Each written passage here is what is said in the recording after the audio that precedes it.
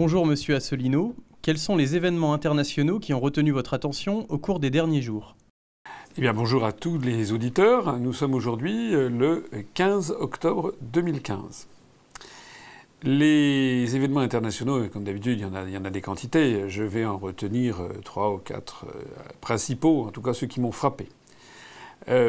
Première information d'importance, c'est que Artur Mas, le président de la Généralité de Catalogne, l'équivalent du président du Conseil régional de Catalogne en Espagne, celui-là même qui, avec son homologue Oriol Junqueras, qui est le président de la gauche catalane, et vous savez que je l'ai souvent expliqué, ils ont tous les deux proclamé leur volonté de mener la Catalogne à l'indépendance. Ils avaient annoncé en 2013 qu'ils conduiraient un référendum en 2014. Ils ont conduit ce référendum l'année dernière, malgré l'interdiction qui avait été faite depuis Madrid.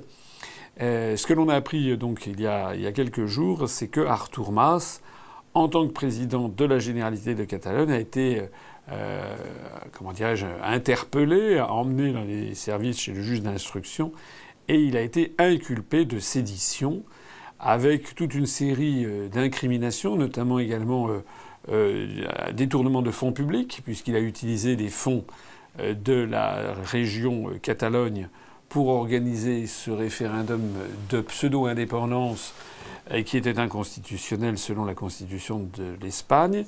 Il a donc été inculpé également de détournement de fonds publics, de sédition. Enfin, je ne me rappelle plus exactement tous les chefs d'inculpation. Voilà. Alors il est sorti donc de ça aujourd'hui, 15 octobre. Il se trouve que c'était un choix assez malheureux de date parce que le 15 octobre, c'était justement la date où avait été tué l'un de ses lointains prédécesseurs qui, sous le franquisme, avait proclamé lui-même l'indépendance de la Catalogne.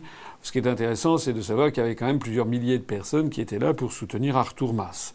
Alors pourquoi est-ce que je raconte tout ça? Parce que c'est la confirmation de ce que j'ai dit depuis maintenant longtemps, c'est-à-dire que la situation en Espagne et sur ce sujet de l'indépendance de la Catalogne n'est pas du tout bonne. C'est une situation qui ne fait que s'envenimer de mois en mois, de semestre en semestre, d'année en année, puisque les partisans de l'indépendance de la Catalogne, comme vous le savez, lors des dernières élections d'ailleurs en Catalogne, ont obtenu non pas la majorité des voix, ils ont obtenu 47% des suffrages, mais ils ont quand même obtenu la majorité des sièges au Parlement à Barcelone, et ils ne laissent pas du tout tomber ce projet. Donc, comme je l'ai déjà dit, l'armée espagnole, quant à elle, a déjà signifié qu'en aucun cas il ne laisserait l'Espagne être privée, si j'ose dire, de la Catalogne, et la Catalogne réclamait son indépendance. Je signale également que cette indépendance, je l'ai déjà dit souvent, mais je le répète, que pour les partisans de cette indépendance, c'est une indépendance factice, pour rire, puisqu'il s'agit de faire une indépendance dans le cadre de l'Union européenne. Voilà, c'est comme si l'Espagne était un État tyrannique, alors que l'Union européenne était une entité salvatrice. C'est évidemment se moquer du monde. Alors ça, c'est très important, parce que on voit à l'état de laboratoire ce qui risque d'arriver dans d'autres pays de l'Union européenne. On pense bien entendu à l'Écosse, au Royaume-Uni, qui d'ailleurs devrait plutôt s'appeler le Royaume des Unis, puisque entre l'Écosse qui veut l'indépendance, le Pays de Galles qui n'en pense pas moins, et puis l'Irlande du Nord, c'est un pays qui part un petit peu en vrille. Ça fait penser également à la Flandre en Belgique, et puis ça fait penser, bien entendu, en France et aux élections régionales. Voilà, on en parlera peut-être tout à l'heure. Les élections régionales que nous allons commencer en France vont être pour l'UPR l'occasion d'expliquer aux Français ce qui se cache derrière ce projet des euro-régions. En réalité, le démantèlement des États-nations, de telle sorte qu'il n'y ait plus aucune entité qui puisse s'opposer à la toute-puissance de l'Empire dirigé depuis Washington. Dans le même ordre d'idée, d'ailleurs, un autre événement qui est passé assez inaperçu, mais moi j'aime bien, lors de ces entretiens d'actualité, parler de ce qui est passé un petit peu inaperçu. Je ne vais pas m'étendre sur des sujets qui ont été rebattus dans les grands médias. Un sujet qui est passé inaperçu, c'est qu'il y a il y a un homme qui s'appelle M. Ferhat Meheni, et qui est de nationalité algérienne, mais qui est à l'intérieur de l'Algérie. Vous savez qu'il y a une région qui s'appelle la Kabylie. Il y a d'ailleurs la grande et la petite Kabylie. Et ce monsieur, eh bien, il est à la tête d'une espèce de mouvement pour l'indépendance de la Kabylie. Eh bien, ce monsieur Ferhat Meheni, qui ne représente à peu près très peu de monde en Kabylie.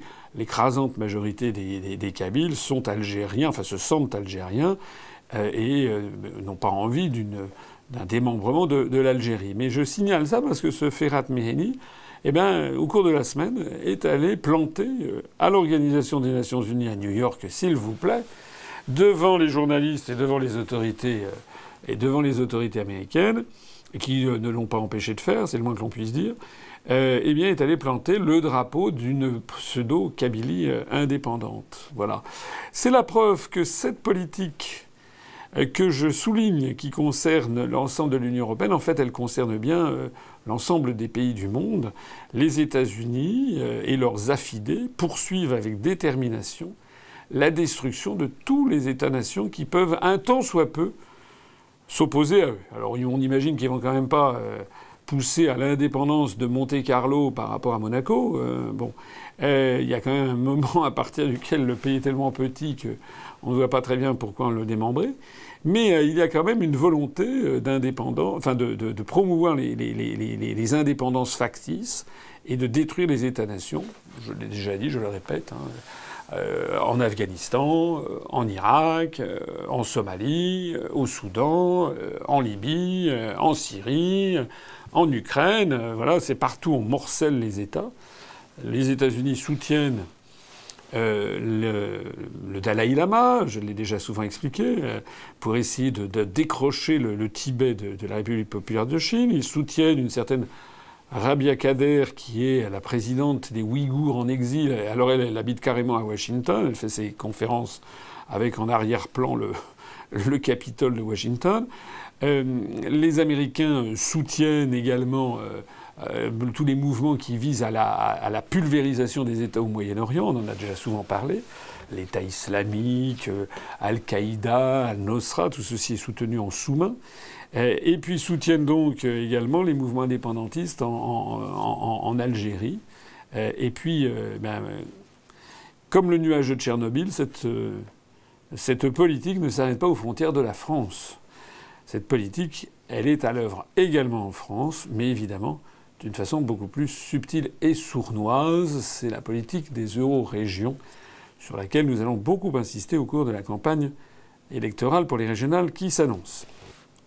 Troisième sujet d'actualité internationale qui m'a frappé au cours des derniers jours, c'est le rapport qui, paraît-il, va être rendu, ou a été rendu, ou est sur le point d'être rendu. Enfin, c'est un journal néerlandais qui en a donné l'information.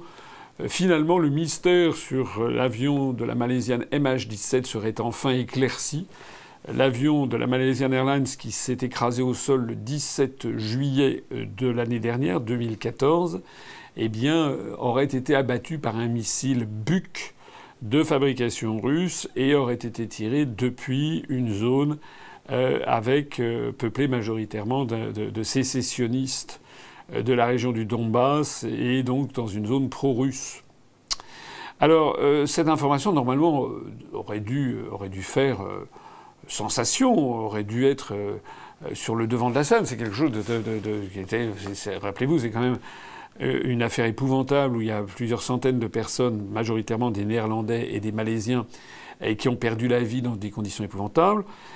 Donc cette affaire aurait dû être extraordinairement médiatisée au niveau international. Il a été question que de cela, rappelez-vous, l'été dernier, pas l'été dernier, mais l'été de 2014, en juillet, août, septembre, etc. C'est d'ailleurs à cause de ça, en partie, qu'il y a eu les sanctions qui ont été prises par l'Union européenne contre la Russie.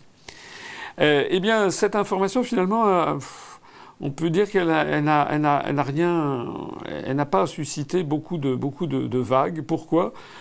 En réalité, parce que je pense ici ne pas travestir beaucoup le sentiment général, c'est qu'il y a quand même un malaise et un sentiment de suspicion sur cette affaire. Cet avion s'est écrasé donc le 17 juillet 2014. Il a fallu attendre donc quasiment le 17 octobre, enfin le 13 ou le 14 octobre 2015, pour avoir, c'est-à-dire 15 mois après, pour avoir une information qui, au miracle, correspond exactement à ce qu'avaient dit les Américains le soir même. C'est quand même très très bizarre. Moi, je rappelle que les boîtes noires de cet avion avaient été retrouvées quelques jours après, par d'ailleurs les sécessionnistes du Donbass, que ceux-ci avaient benoîtement remis les boîtes noires d'ailleurs aux enquêteurs néerlandais. S'ils avaient eu, me semble-t-il, s'ils avaient eu comment dirais-je, la conscience peu claire, ils auraient dit qu'ils les avaient jamais retrouvés. Ils ont remis ces boîtes noires, qui sont oranges d'ailleurs, et mieux encore, ils ont accepté de les remettre aux Pays-Bas, qui est un pays complètement dans la main de l'OTAN. Enfin, on ne compte plus le nombre de Néerlandais qui sont dans les plus hautes instances de l'OTAN. Normalement, enfin moi je sais que si j'avais été à la place des autorités russes, j'aurais demandé que ce soit remis à un panel d'experts internationaux sous la houlette de l'Organisation des Nations Unies, ou pourquoi pas d'ailleurs sous la houlette de la Malaisie, puisque l'avion était malaisien. Avoir remis ça aux autorités néerlandaises, c'était évidemment déjà, c'est comme pourquoi pas aux Américains aussi, pour qu'ils annoncent ce dont il s'agit. C'est à peu près pareil. Donc ça, c'est la première chose. Deuxième chose, c'est que pendant 15 mois, on a attendu le contenu de ces boîtes oranges qui étaient parfaitement en bon état, qui n'ont jamais été divulguées, ce qui est quand même une anomalie inouïe. Et puis le troisième point, c'est que évidemment personne ne peut passer à côté de ce fait qu'on apprend cette information alors même que les Russes sont en train de marquer des points de façon considérable, non seulement dans la lutte contre les terroristes en Syrie, et notamment le prétendu État islamique, mais pas seulement, mais les Russes sont également en train de marquer des points en termes de diplomatie et d'influence mondiale. Les États-Unis et leurs domestiques français et anglais se retrouvent dans une très très mauvaise situation. Tout le monde a bien compris que les États-Unis ont fait semblant de taper sur les terroristes de l'État islamique. Le sketch dure depuis plus d'un an. En l'espace d'un an et demi, la plus formidable armada du monde que représentent les États-Unis, puisqu'ils dépensent à eux seuls près de la moitié des dépenses militaires mondiales. Ça veut dire que les dépenses militaires américaines sont presque équivalentes aux dépenses militaires de tous les autres États du monde. Eh bien, figurez-vous que ce pays n'était pas capable de démanteler les terroristes du prétendu État islamique. Ils faisaient des escarmouches, ça a duré 1 an et quelques. Et puis d'un seul coup, les Russes disent on va vous aider, puisque vous vous battez contre l'État islamique, on va vous aider. Et puis en l'espace de 15 jours, ils ont déjà très largement balayé le truc. Alors évidemment, les opinions publiques, notamment en Occident, se posent très légitimement des questions et vont de découverte en découverte, en découvrant notamment, avec toutes les preuves qui s'accumulent, eh bien que les États-Unis d'Amérique, les pays de l'OTAN, à la fois tapent sur les terroristes et les soutiennent en même temps. Le plus beau ayant été, la plus belle confirmation ayant été les propos complètement incohérents de M. Laurent Fabius, qui fait fonction de ministre des Affaires étrangères jusqu'au jour où tout le monde attend qu'une chose, c'est qu'il soit viré. Enfin, on supporte plus, M. Fabius. Eh bien, M. Fabius, il y a 3 ans ou 2 ans, disait qu'Al-Nosra faisait un bon boulot, et puis récemment disait qu'il fallait taper sur Al-Nosra et Al-Qaïda, et puis après on a appris dans le Canard enchaîné que non, finalement, les militaires français ont instruction de ne pas bombarder Al-Qaïda et Al-Nosra, enfin plus personne n'y comprend rien. Bon, tout ça, les opinions occidentales, elles le mesurent, et c'est la raison pour laquelle je pense que beaucoup de gens se sont dit ces informations sur le Malaisian 17, voilà, on en prend et on en laisse, parce que qu'est-ce qui est vrai là-dedans ? Finalement, il est à craindre que nul ne saura jamais la vérité de cette affaire. Il y a un 4e sujet international, il y en a beaucoup, mais un 4e sujet aussi qui m'a beaucoup frappé, qui alors là concerne un individu en particulier, c'est Julian Assange. Vous savez, celui qui a révélé les documents dans le cadre du scandale Wikileaks, qui était au Royaume-Uni et puis qui s'est réfugié. Je crois que c'était quelque chose comme en avril 2012, qui s'est réfugié à l'ambassade de l'Équateur au Royaume-Uni lorsqu'il a compris qu'il y avait des accusations qui avaient été portées contre lui, des accusations de viol par une Suédoise, et donc il risquait d'être extradé vers la Suède, et puis de la Suède, il risquait d'être extradé vers les États-Unis. Or, les États-Unis Et lui le poursuivait pour les raisons pour des motifs justement d'avoir rendu public des milliers de documents confidentiels, paraît-il. Et je crois même qu'il risquait à ce titre la peine de mort. Alors, l'information d'aujourd'hui, enfin de ces derniers jours plus exactement, c'est que Julian Assange, qui donc est réfugié depuis 3 ans et plusieurs mois, 3 ans et 4 mois, j'étais en juin 2012, je ne me rappelle plus exactement, eh bien, il paraît-il qu'il a mal à l'épaule. Et donc, ils ont fait venir un médecin. Le médecin a diagnostiqué je ne sais pas quoi à l'épaule. Et donc, le médecin a dit qu'il fallait qu'il aille subir des investigations plus approfondies par IRM, par résonance magnétique de son épaule pour voir ce qu'il avait à l'épaule. Et donc, l'ambassade d'Équateur au Royaume-Uni a demandé aux autorités britanniques a demandé un sauf-conduit. Un sauf-conduit, c'est-à-dire qui permettrait à Julian Assange de sortir de l'ambassade, de se rendre dans un hôpital britannique, d'y suivre une IRM, et ensuite de revenir à l'ambassade sans être arrêté entre-temps, sans être inquiété. Voilà, c'est un sauf-conduit, on se croirait revenu vraiment au Moyen-Âge. En attendant, c'est effectivement pour être sûr que les autorités britanniques ne l'arrêtent pas. Voilà. Eh bien, les autorités britanniques ont refusé. Voilà. Alors c'est quand même une information assez extrêmement déplaisante et assez inquiétante. Je rappelle quand même que le Royaume-Uni, dans la mentalité générale, c'est quand même le peuple d'Europe, avec peut-être les Espagnols qui ont commencé un petit peu avant, avec certaines communautés forales en Espagne au très haut Moyen-Âge, mais en gros, on considère que c'est à partir de 1215, avec la Magna Carta, que les Britanniques ont inventé le principe des libertés publiques en Occident. Voilà. C'était d'ailleurs ensuite, il y avait eu l'habeas corpus, c'est-à-dire qu'il y a encore une 50aine d'années, les Britanniques avaient ce privilège assez incroyable, même pour des Français, c'est-à-dire qu'ils pouvaient se promener librement dans la rue sans avoir sur eux le moindre papier. Il n'y avait pas de papiers d'identité, on considérait que ça faisait partie des libertés publiques. On en est bien loin, et maintenant on voit que le gouvernement de Londres a refusé ce principe même de laisser sortir pendant quelques heures quelqu'un qu'il recherche, qui bénéficie de la protection diplomatique équatorienne, puisque le gouvernement du président Rafael Correa d'Équateur a accordé l'asile politique à Julian Assange. Donc le gouvernement britannique a refusé, c'est-à-dire qu'il préfère éventuellement, je ne sais pas ce qu'il a, Julian Assange, mais peut-être de voir son état de santé se dégrader très lourdement. C'est quand même très inquiétant. Ça donne à penser que les pays occidentaux filent vraiment un très très mauvais coton en matière de liberté publique. Alors on le savait, mais là quand on a un événement de cette nature, eh bien d'un seul coup on sursaute. On sursaute parce qu'on se rend compte que, effectivement, voilà quelqu'un comme Julian Assange qui a voulu dénoncer les écoutes généralisées. C'est comme Snowden, qui est réfugié, ne l'oublions pas, en Russie.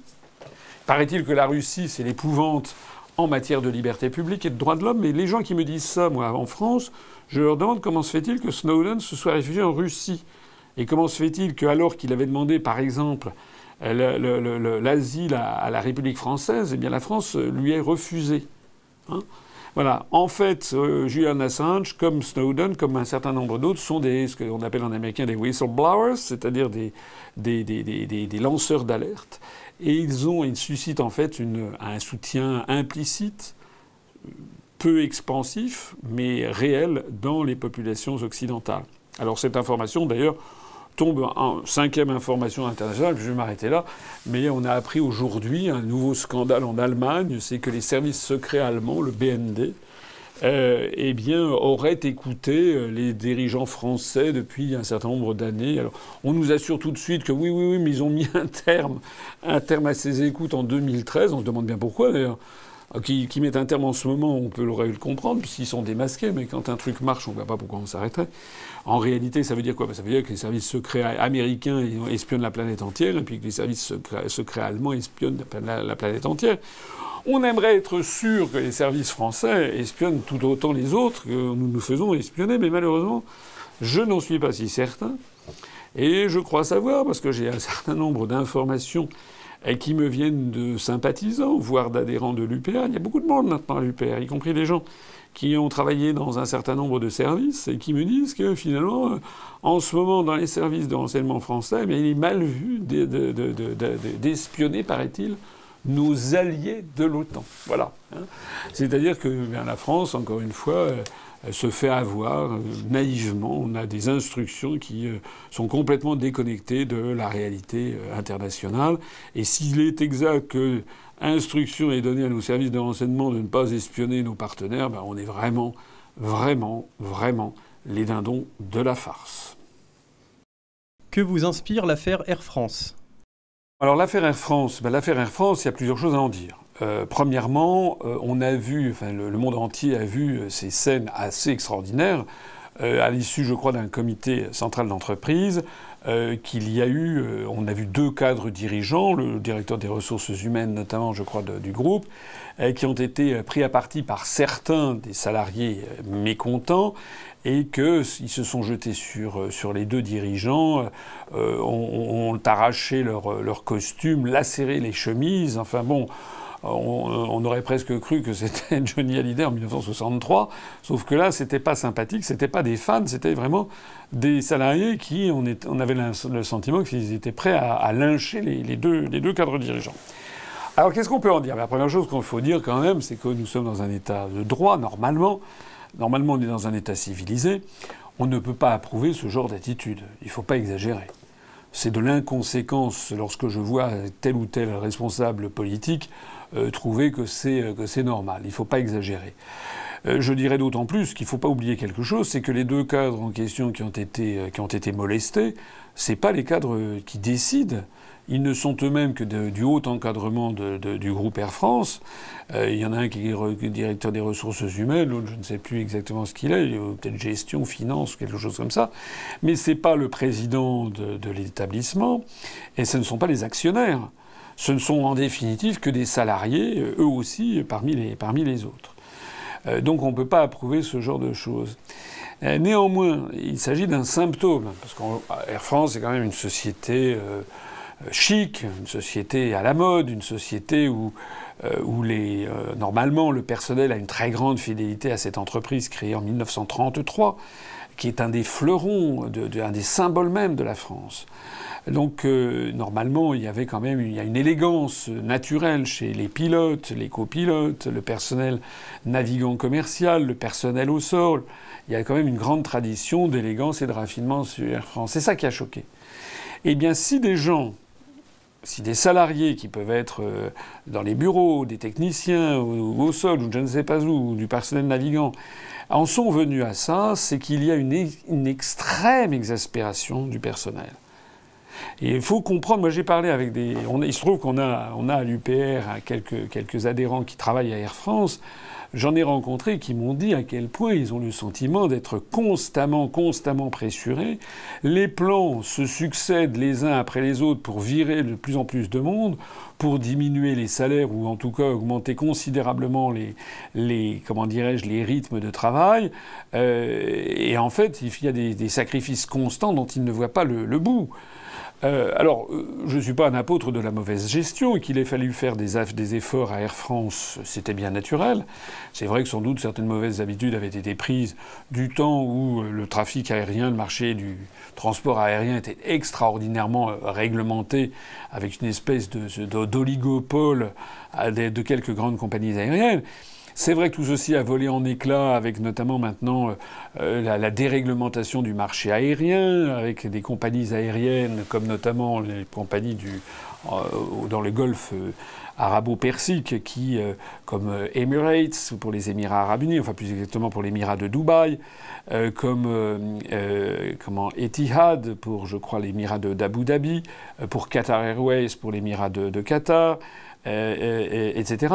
Donc ces entreprises sont extraordinairement performantes parce que notamment elles bénéficient d'un accès au kérosène à des tarifs extrêmement faibles. Bon. Alors, des efforts étaient nécessaires, ils ont été faits. Il y en a beaucoup d'efforts qui ont été faits par les salariés, mais on a l'impression que c'est jamais assez. Et ce que craignent beaucoup de salariés d'Air France, c'est qu'ils craignent en fait que on aille vers tout simplement la fermeture d'Air France.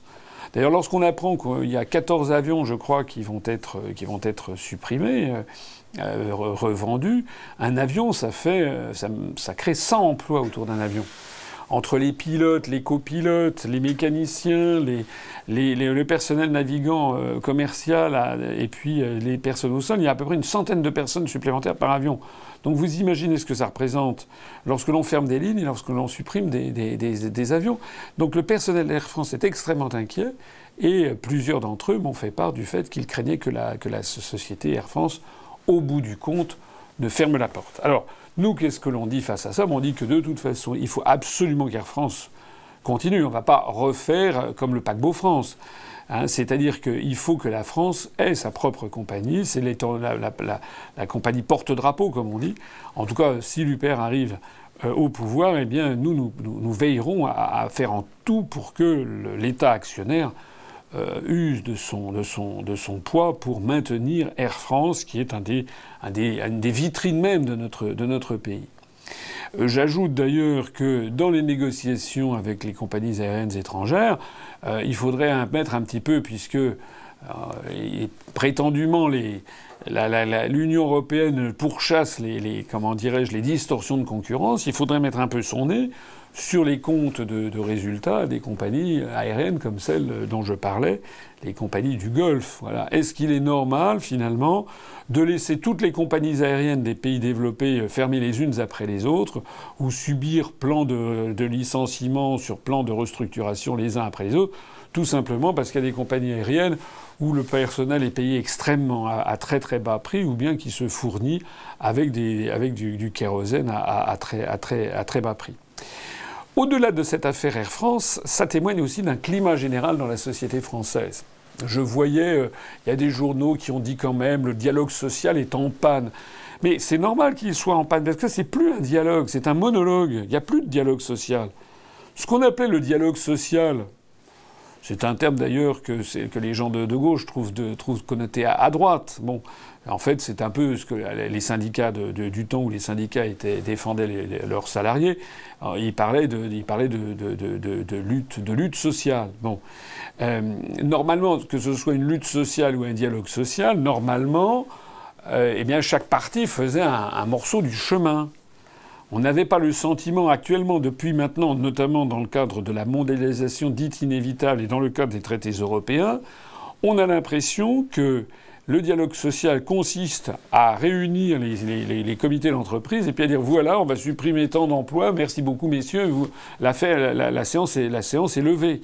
Bon, donc les gens ils acceptent un peu, beaucoup, passionnément, puis à la fin ils en peuvent plus et puis ça débouche sur une crise majeure comme celle-ci.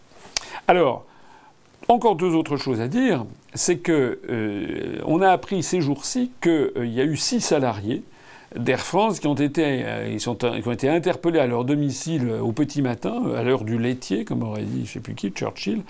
Ils ont été interpellés à leur domicile comme des grands malfaiteurs. Ils ont été emmenés à la police, mis en examen. Enfin, si j'ai bien compris, ils risquent maintenant la prison. Bien sûr, on ne peut pas admettre les violences, ça c'est exact, et c'est pas bien. Mais de là à ce que l'on envisage de mettre ces gens à les condamner à de la prison ferme, c'est quand même beaucoup, compte tenu de la clémence, pour ne pas dire plus, de la justice sur d'autres cas. Je vois quand même que, sauf erreur de ma part, M. Cahuzac, ci-devant ministre des Finances, qui avait fait des fraudes fiscales absolument énormes, qui se permettait en plus de ça de piloter des colloques pour lutter contre la fraude fiscale, enfin vraiment c'est invraisemblable. Eh bien, M. Cahuzac est toujours là, in bonis, enfin, il n'a pas été inquiété le moins du monde. M. Thévenoud, le ci-devant ministre du Commerce extérieur, qui avait du psoriasis dès qu'il s'agissait de signer un chèque pour les impôts, donc ce ministre qui ne payait pas ses impôts depuis X temps, eh bien, la seule chose qu'on lui a demandé, c'est de quitter le gouvernement. Il a retrouvé d'ailleurs, en cadeau, en prime de départ, il a retrouvé son poste de député. Tout va très bien pour lui. Je n'ai pas le sentiment que les époux Balkany, à part le fait qu'on leur a piqué un certain nombre de propriétés acquises dans des conditions, semble-t-il, suspectes, je n'ai pas le sentiment que les époux Balkany vont se retrouver sous les verrous prochainement. Donc il y a quelque chose qui est extrêmement choquant dans l'esprit des gens, c'est que ce deux poids, deux mesures...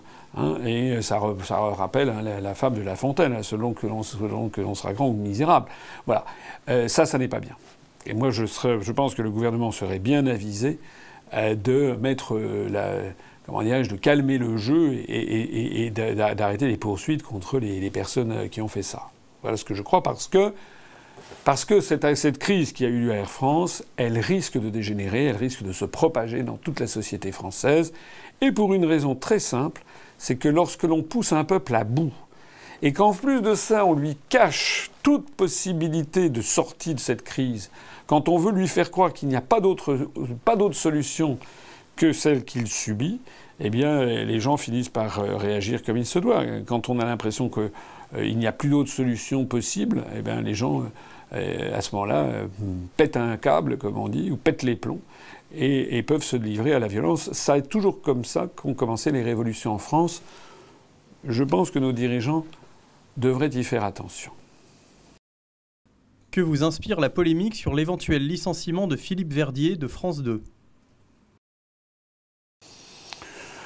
Ça, c'est une polémique qui vient d'apparaître, c'est un peu en cours. À vrai dire, je n'ai pas lu le livre. C'est un livre sur climat, investigation, ça s'appelle, je crois, le titre.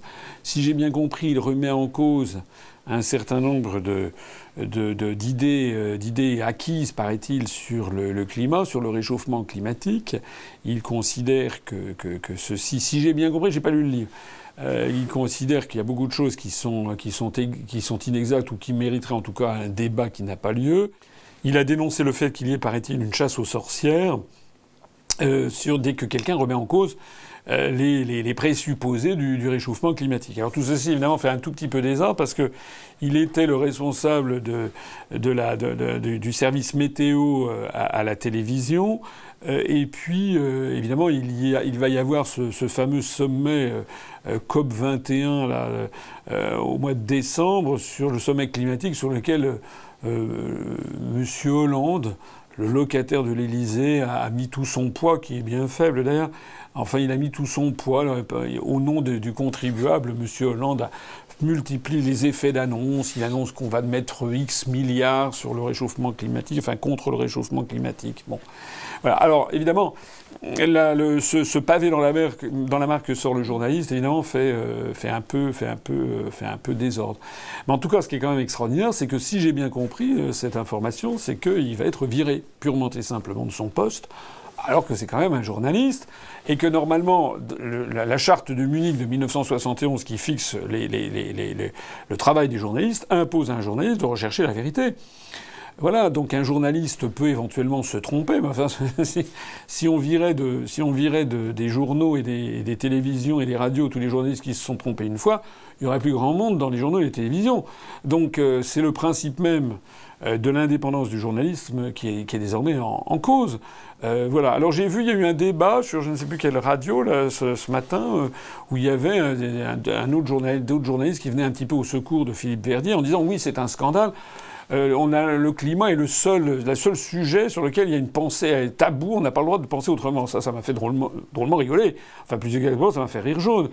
C'est se moquer du monde sur tous les sujets, en fait. Tout est tabou en France. On n'a pratiquement plus le droit de débattre de quoi que ce soit. Il y a d'ailleurs même le magazine Marianne qui fait un colloque, j'ai vu ça, sur peut-on encore débattre en France. Le magazine Marianne qui d'ailleurs ne nous a jamais donné la parole, sauf une fois pour faire un article venimeux contre l'UPR, sans jamais me faire une interview honnête. Le même magazine Marianne qui dit voilà, peut-on encore débattre en France. La réalité, c'est que malheureusement, les débats de fond sont interdits, que ce soit sur le climat, que ce soit sur les termes des échanges internationaux, que ce soit sur le TAFTA. que ce soit sur l'Union européenne, bien entendu, l'OTAN, la Russie, la Syrie. Voilà, les débats sont interdits. Heureusement qu'il y a Internet et qu'il y a des sites alternatifs. Et les débats sont tellement interdits qu'on apprend aujourd'hui même, donc 15 octobre, qu'il y a eu 104 arrestations à Bruxelles parce qu'il y a une manifestation qui a dégénéré autour de la Commission européenne et du Parlement, là, au Berlaymont, dans le centre de Bruxelles, des manifestants notamment venus d'Espagne qui manifestaient contre le TAFTA. Là aussi, comme pour Air France, les choses sont en train de dégénérer. Ben, évidemment. La Commission européenne a reçu 1 million de pétitions signées à travers toute l'Europe de gens qui demandaient l'arrêt des négociations sur le traité transatlantique. La Commission européenne a mis les 1 million de pétitions directement à la poubelle. Alors, ensuite, la pétition, il y a une autre pétition, la pétition s'est poursuivie, et puis les activistes qui font ça ont apporté non plus 1 million de signatures, mais 3 300 000 signatures. La Commission européenne a classé ça au panier également. En d'autres termes, les dictateurs de l'Europe ne se cachent même plus. Je rappelle que la Commission est constituée de 28 personnes, hommes et femmes, qui n'ont été nommés par absolument personne, que personne ne connaît. On perd pas grand-chose, d'ailleurs, je pense. Mais enfin, en tout cas, ce sont des gens qui sont des commis de dictateurs, et qui, on leur montrerait qu'il y a 560 millions, ben il y a 560 millions d'habitants, je crois, en Europe, enfin dans l'Union européenne, il y aurait une pétition de 560 millions de personnes, ils continueraient à dire non, on maintient ce que veut, en gros, Goldman Sachs, BNP Paribas, Monsanto, BASF, voilà, c'est ça en fait. Donc on est vraiment dans une dictature. Et eh bien, qu'est-ce qui se passe? Ce qui s'est passé aujourd'hui à Bruxelles, c'est-à-dire que les gens pètent un câble. C'est ce qui s'est passé à Air France. Nous allons de plus en plus vers des dérapages en matière d'ordre public qui vont se multiplier. C'est absolument certain, puisque nous avons affaire à une dictature qui, même si elle ne dit pas son nom, est bel et bien une dictature et qui ne veut pas en aucun cas accepter de partager le pouvoir, ou plus exactement de rendre le pouvoir au peuple auquel il appartient. Comment commence la campagne pour les régionales? Ah bah écoutez, c'est une question qui s'inscrit parfaitement avec ce que je disais à l'instant, parce que la campagne pour les élections régionales de l'UPR, elle commence tout à fait bien, du point de vue technique, j'entends. Voilà, nous avons préparé, les affiches sont en cours d'impression, seront livrées dans quelques jours. On va commencer donc à peu près à la fin octobre à tapisser les murs, les panneaux de France pendant donc 5 semaines. Au début où s'ouvre la campagne officielle, on va pouvoir coller nos affiches à travers toute la France. J'en profite d'ailleurs pour signaler que nous avons franchi aujourd'hui même, 15 octobre, la barre des 40% de notre collecte. On a dépassé les 280 000 euros réunis, ce qui nous permet déjà d'être certains de pouvoir imprimer tous les bulletins de vote dans les 13 régions où nous nous présentons, et puis également les affiches. Voilà, il faut poursuivre pour pouvoir financer les professions de foi, mais j'ai bon espoir. À partir du moment où on va entrer dans le vif du sujet, il faut que tout le monde se mobilise, et je lance de nouveau un appel à la mobilisation financière. Tout le monde doit y mettre de sa poche, à commencer par moi, mais à continuer par tout le monde. Tous les gens, selon leurs moyens, doivent mettre de leur poche pour qu'on puisse atteindre notre budget. On s'était fixé un budget de l'ordre de 700 000 euros. Si c'est un petit peu moins, si ça fait 600 000, enfin un petit peu moins, ça fait quand même 100 000 euros de différence, on taillera dans un certain nombre de dépenses, mais on aura préservé le noyau dur qui est toutes les affiches, toutes les professions de foi, tous les bulletins de vote, à chaque fois en 13 versions différentes, puisqu'il y a 13 régions, plus les frais d'organisation de certains déplacements et de certaines réunions. Donc du point de vue technique, ça va très bien. En revanche, et c'est là où on reboucle avec ce que je disais juste auparavant, c'est que nous sommes maintenant confrontés à un problème majeur vis-à-vis des médias. L'UPR en ce moment engrange de plus en plus d'adhésions. On a dépassé les 8830 adhérents en ce 15 octobre. Nous espérons qu'au cours de la campagne, On va certainement dépasser les 9000 adhérents, peut-être même les 9500 adhérents. Je ne suis pas sûr qu'on atteindra les 10 000 adhérents pour le 31 décembre, mais enfin, en gros, on ne devrait pas en être très très loin. C'est quand même un énorme succès. Nous avons normalement, on devrait avoir un accès aux médias, d'autant plus que dans les régions où nous nous présentons, il y a 8, 9, 10, 11, 12 listes. Donc il serait normal qu'on parle de nous. Alors, on commence à parler de nous dans certaines régions. Je suis allé soutenir nos équipes en Auvergne, Rhône-Alpes. On a eu notamment un article dans Le Progrès de Lyon. Il y a eu notre tête de liste régionale, Jean-Christophe Loutre, en Normandie, a eu un petit passage sur France 3. On a eu des petites couvertures médiatiques d'Yvan Iri-Miris en Languedoc-Roussillon, Midi-Pyrénées, de Jean-François Gourvenec pour la région Bretagne. Voilà, donc ça devrait se développer. Mais il y a un mais, c'est que pour l'accès aux médias, aux grands médias nationaux, c'est-à-dire TF1, France 2, France 3, France Inter, France Info, France Culture, et puis également RTL, RMC, Europe 1, Sud Radio, et puis également BFM TV, iTélé, voilà, toutes ces télévisions et radios, nous n'avons rien. Et en plus de ça, nous n'avons rien non plus dans les grands journaux. À part le journal La Croix, qui a fait son devoir en présentant notre candidature, on ne cesse que d'être effaré par la situation de la liberté de la presse en France. Le magazine L'Express avait présenté les listes des candidats dans toutes les régions, systématiquement en omettant le candidat de l'UPR. Il a fallu que des dizaines et des dizaines et des dizaines de sympathisants ou d'adhérents de l'UPR interviennent auprès du magazine L'Express pour qu'on finisse par avoir mention de notre existence. Aujourd'hui même, on a vu que le magazine Le Point fait un grand dossier sur les régionales en Île-de-France où il y a tous les candidats sauf moi. Ils ont même fait mieux, ils ont même mis 2 candidats d'ailleurs pour l'UMP, qui est 2 têtes de liste régionales pour l'UMP, c'est quand même fort. Avec à chaque fois, bien entendu, un renvoi vers le programme. Il n'y a que l'UPR qui n'est pas mentionné. C'est délibéré, parce que tous ces magazines ont reçu, bien entendu, nos communiqués de presse. Il suffit d'ailleurs d'aller maintenant sur Wikipédia pour voir qu'on a réussi à faire passer sur Wikipédia le fait qu'on se présente dans ces élections. D'ailleurs, il y a des radios, enfin tout le monde est au courant dans la petite sphère journalistique. Tout le monde est au courant de ce que nous nous présentons, que nous menons campagne. Eh bien, voilà, le magazine Le Point a décidé de faire comme si nous n'existions pas. J'ai lancé aujourd'hui même un appel à tous nos adhérents et sympathisants. On ne doit rien lâcher. Il faut que tous nos adhérents, tous nos sympathisants écrivent immédiatement. D'abord, nous informent l'UPR dès qu'il constate que dans un média, un grand média, il n'y ait pas question de l'UPR.